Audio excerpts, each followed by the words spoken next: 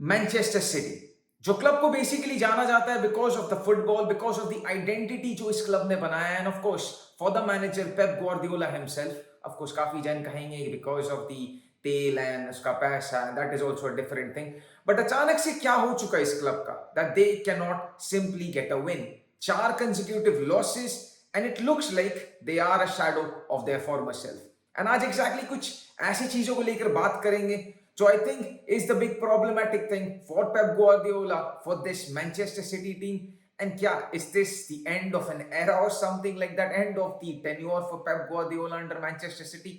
We'll discuss it on detail one by one. अब देखो यार, मेरे लिए the key major problem right now is the injured players.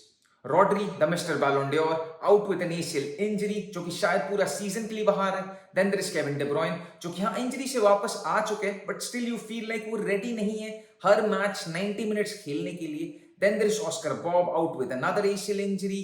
Then there is Ruben Dias, Jeremy Docu, Jack Grealish and the list goes on. एक recently एक interview में भी पेप ने खुद कहा कि उन्होंने इस सीजन जो बेसिकली प्रॉब्लम्स फेस किए in terms of the injuries, ये प्रॉब्लम उन्होंने कभी फेस नहीं किए थे in the past 9 seasons. And इस season he believes like it's the problem of emotionality and react करना। They are unable to react, specially deal with the injuries. Manchester City को भाई साहब प्रॉब्लम हो रहा है to replace the injured players, and it's the big issue for them right now. अब of course यार, it's not the case of कि injuries में सारे प्रॉब्लम्स खत्म हो जा रहे हैं। There is the lot of other problems. The problem goes way deeper than this. सबसे पहले तो बात करने वाले हैं भाई the importance of Rodri, and साथ ही साथ the problem with Kevin De ब्रुयने as well. क्योंकि देखो यार, रॉड्री एक ऐसा टाइप ऑफ प्लेयर है who is very very much important for Pep Guardiola under this system. Number 6 Guardiola के सिस्टम में is a key piece. तुम यहां पर बार्सिलोना में देख लो सर्जियो बुस्केट्स, तुम बायर्न म्यूनिक में देख लो थिएगो, तुम उसके बाद देख लो मैनचेस्टर सिटी का शुरुआत में फर्नांडिनियो। The number 6 has always been a key piece for him. And कहीं ना कहीं इस सीजन जो रॉड्री का जो गेम है, specially distribution of the ball, possession रखना, गेम का टेम्पो को कंट्रोल करना एंड डिक्टेट करना, most importantly, that is something missing.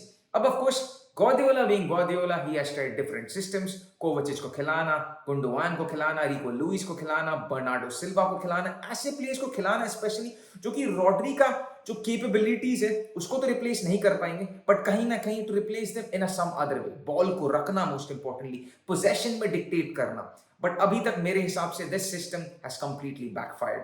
तो पोजेशन शायद मैन सिटी रख रहे हैं, बट कहीं ना कहीं there is an issue with him. They are failing to create chances and having problems. एक स्टैट भी मैंने पढ़ा था जहां पर कि Rodri when he plays for Manchester City का win percentage is around 73.6, and when he doesn't it drops to 58%. And this is a big problematic thing for the entirety of the system as a whole. फिर अगर बात करते हैं, that is the problem with Kevin De ब्रुयने। यहां पर problem हो रहा है तुम्हारा बॉल को डिस्ट्रीब्यूट करना, पोजेशन रखना, एंड देन तुम्हारा creativity going up forward. Creativity में भी there is a big question mark. You do not have the creativity कहीं पर कहीं ना। You have that Bernardo Silva playing, Gundogan is playing, all these good quality players are still playing, but kahin na kahin there is a lack of the distribution in terms of the forward lines, jo ki brings me basically to the third point, jo ki hai rhythm and stability.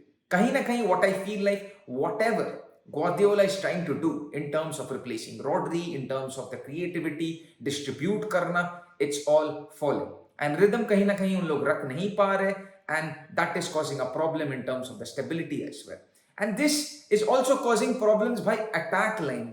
Haaland, as good as he is and as good as he gets, इस season वो already 12 गोल मार चुके, but कहीं ना कहीं जो figures तुम expect करते हो फ्रॉम हालैंड, इंडिविजुअल ब्रिलियंस जो पिछला सीजन में हम लोग देख के आ रहे थे in some of the moments, that is lacking itself.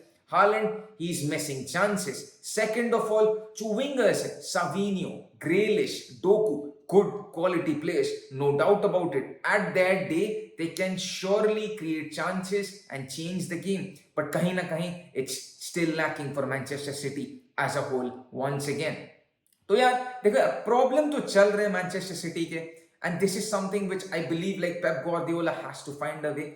अब यार मैं नहीं बोलने वाला हूँ it's not the end of an era, और या तो पेप ग्वार्डियोला खत्म हो जाएगा या तो पेप ग्वार्डियोला को हटा दिया जाएगा. It's Not going to happen something like that. I can assure you, simple as that. But यार तुम यहीं पर भी कहीं ना कहीं हम लोग कह सकते हैं कि Manchester city it's not something very different. ऐसा नहीं हो रहा कि Manchester city is in a big problem right now. शुरुआत हमेशा उन लोग को ऐसा ही होता है. शुरुआत उन लोग करते हैं थोड़ा बहुत ठीक ठाक, then there is a big dip in form. जनवरी में they try to figure themselves out.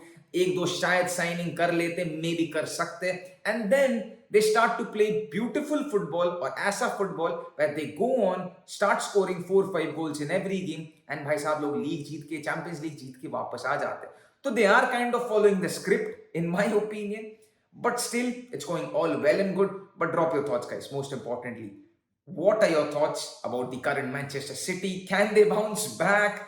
And what are your views about this video? Drop your thoughts. अगर वीडियो अच्छा लगा तो of course like share and subscribe कर देना. मिलते हैं नया वीडियो में, तब तक के लिए पीस आउट. बेस्का बासा. Take care of you.